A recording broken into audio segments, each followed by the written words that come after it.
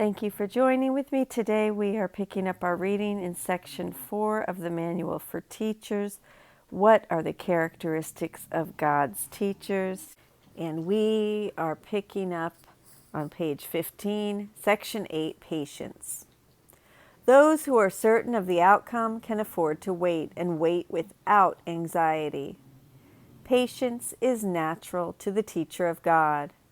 All he sees is certain outcome, at a time perhaps unknown to him as yet, but not in doubt.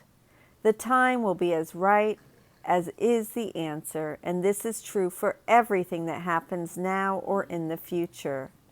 The past as well held no mistakes, nothing that did not serve to benefit the world as well as him to whom it seemed to happen. Perhaps it was not understood at the time. Even so, the teacher of God is willing to consider all his past decisions if they are causing pain to anyone. Patience is natural to those who trust. Sure of the ultimate interpretation of all things in time, no outcome already seen or yet to come can cause them fear.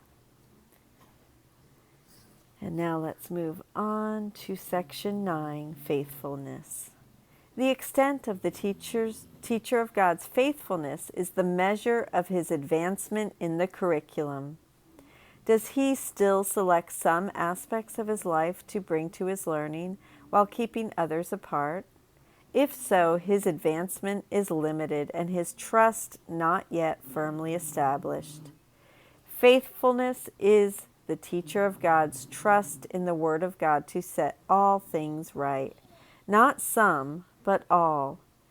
Generally, his faithfulness begins by resting on just some problems, remaining carefully limited for a time. To give up all problems to one. To give up all problems to one answer is to reverse the thinking of the world entirely. And that alone is faithfulness.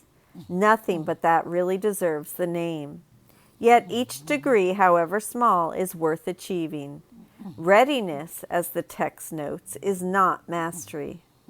True faithfulness, however, does not deviate. Being consistent, it is wholly honest. Being unswerving, it is full of trust. Being based on fearlessness, it is gentle. Being certain, it is joyous, and being confident, it is tolerant. Faithfulness, then, combines in itself the other attributes of God's teachers. It implies acceptance of the Word of God and his definition of his Son. It is to them that faithfulness, in the true sense, is always directed. Toward them it looks, seeking until it finds. Defenselessness attends it naturally, and joy is its condition. And having found, it rests in quiet certainty on that alone to which all faithfulness is due. Open-mindedness. The centrality of open-mindedness, perhaps the last of the attributes the teacher of God acquires, is easily understood when its relation to forgiveness is recognized. Open-mindedness comes with lack of judgment. As judgment shuts the mind against God's teacher, so open-mindedness invites him to come in. As condemnation judges the Son of God as evil, so open-mindedness permits him to be judged by the voice for God on his behalf. As the projection of guilt upon him would send him to hell, so open-mindedness lets Christ's image be extended to him. Only the open-minded can be at peace, for they alone see reason for it. How do the open-minded forgive? They have let go of all things that would prevent forgiveness. They have in truth abandoned the world and let it be restored to them in newness and in joy so glorious they could never have conceived of such a change. Nothing is now as it was formerly, nothing but sparkles now, which seemed so dull and lifeless before. And above all, are all things welcoming, for threat is gone. No clouds remain to hide the face of Christ. Now is the goal achieved. Forgiveness is the final goal of the curriculum. It paves the way for what goes far beyond all learning.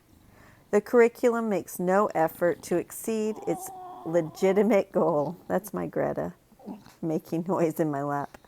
Forgiveness is its single aim at which all learning ultimately converges. It is indeed enough. You may have noticed that the list of attributes of God's teachers does not include things that are the Son of God's inheritance. Terms like love, sinlessness, perfection, knowledge, and eternal truth do not appear in this context. They would be most inappropriate here. What God has given is so far beyond our curriculum that learning but disappears in its presence. Yet, while its presence is obscured, the focus properly belongs on the curriculum. It is the function of God's teachers to bring true learning to the world. Properly speaking, it is unlearning that they bring, for that is true learning in the world. It is given to the teachers of God to bring the glad tidings of complete forgiveness to the world. Blessed indeed are they, for they are the bringers of salvation. And that is the conclusion of section 5. That's the conclusion of section 4.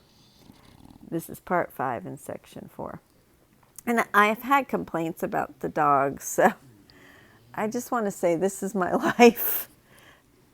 That's Daddy in his robe. But yeah, so this is how I read my lessons every day.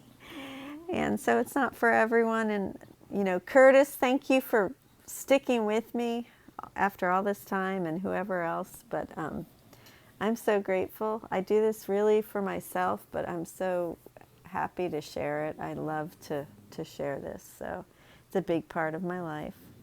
I love you. I hope you have a beautiful day.